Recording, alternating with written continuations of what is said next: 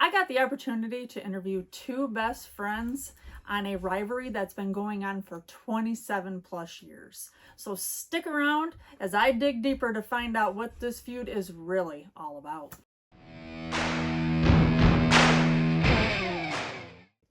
Thank you for joining me, Kellen.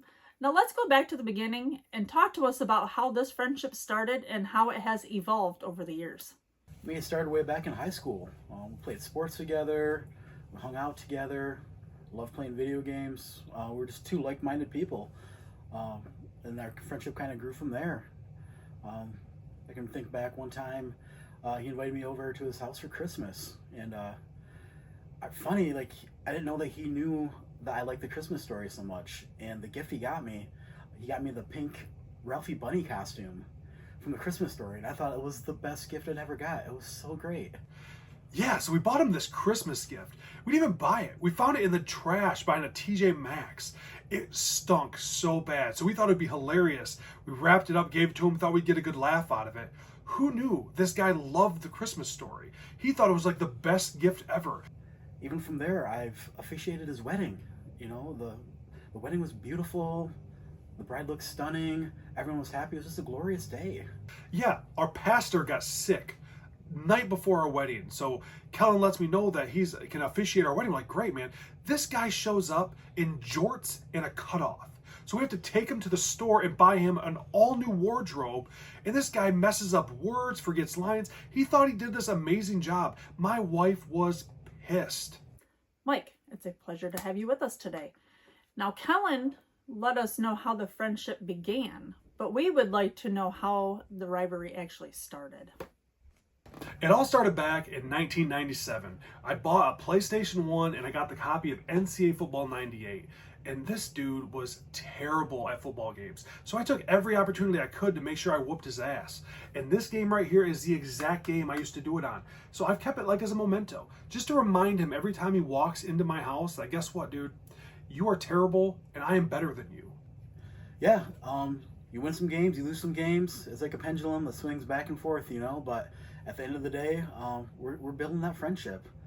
Maybe more than a friendship, more like a brotherhood.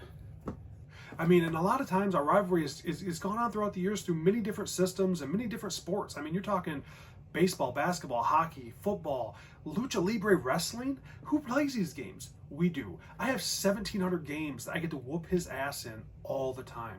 So, I mean, it even comes out into the real life sometime. I mean, you guys have watched his interview. The dude is like stupidly overly optimistic all the time. Like, it's so annoying to be around. This guy will literally just walk into my house. Like, he doesn't even knock on the door anymore. He walks into my house like he owns the place. It's like, dude, be respectful. Knock on the house. I could be naked. You don't know that. I think they consider me part of the family now. Like, I don't have to knock when I come in. I just walk in the front door. They invite me to have dinner. Let me sit at the front of the table. You know, he's over at our house so many times that we have to cook him dinner, and he sits at the front of the table. Like, who does that? Like, he doesn't even ask. He just does it. Like, to me, it's like, that's more of a respect thing, but I don't know, man. He's just kind of annoying to be around. I think the kids think of me as a second father figure almost. I mean, my kids can't stand him.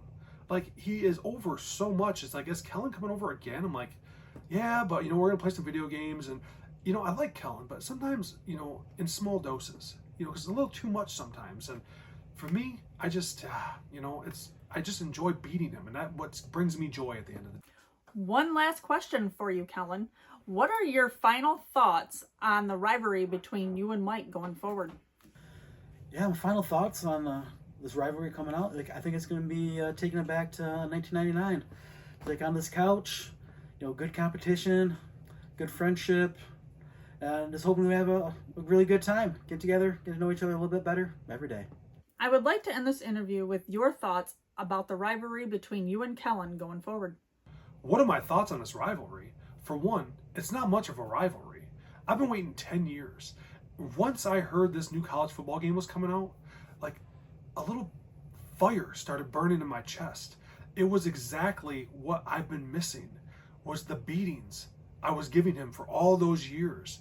And again, the pain that I inflict on him, I'm hoping to take a piece of him eternally every time I beat him. So what are my thoughts on the rivalry?